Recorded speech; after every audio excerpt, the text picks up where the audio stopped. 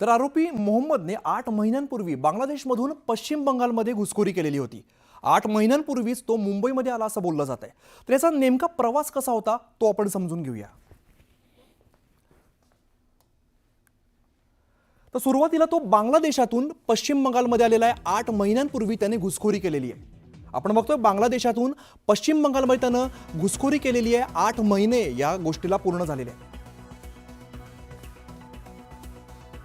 तर तिकडून पुढे तो थेट मुंबईमध्ये पोहोचलेला आहे, वरळीमध्ये गेलेला आहे।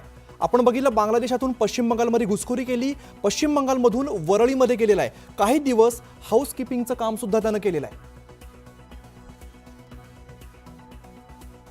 तर आपण बघतोय वरळीमध्ये पोहोचलेला आहे, काही दिवस तिकडेच हाऊसकीपिंगचं काम केल्यानंतर त्याने थेट ठाणे गाठलेलं आहे। कासारवडवली लेबर कॅम्पमध्ये तो वास्तव्याला होता। आपण त्याचा प्रवास बघतोय, वरळीतून त्याने ठाणे गाठलेला आहे। कासारवडवलीमध्ये लेबर कॅम्पमध्ये त्याचं वास्तव्य आहे। तर आपण बघतो ठाण्यामध्ये किरकोळ प्रकारची तो कामं करत होता।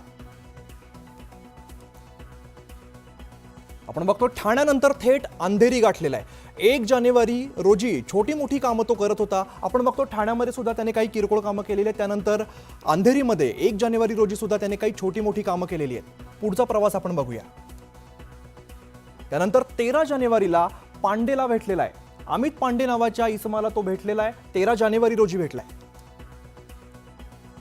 त्यानंतर आपण बघतोय अंधेरीतून त्याने वांद्रे गाठलेला आहे।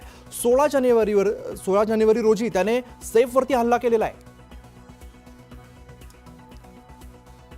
तर आपण बघतोय हल्ला केलेला आहे। 16 जानेवारीला हल्ला झालाय। त्यानंतर दादर स्टेशनला पोहोचला आहे। 16 जानेवारी वांद्रेहून ट्रेन पकडून तो दादरला आलेला आहे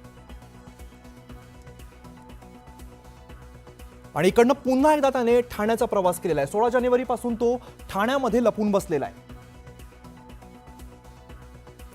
तर एकंदर ज्या पद्धतीने त्याचा हा प्रवास आहे, बांगलादेश पासून ते वांद्रेपर्यंत ज्या पद्धतीने तो आलेला आहे, हा प्रवास जो आहे आपण समजून घेतलेला आहे।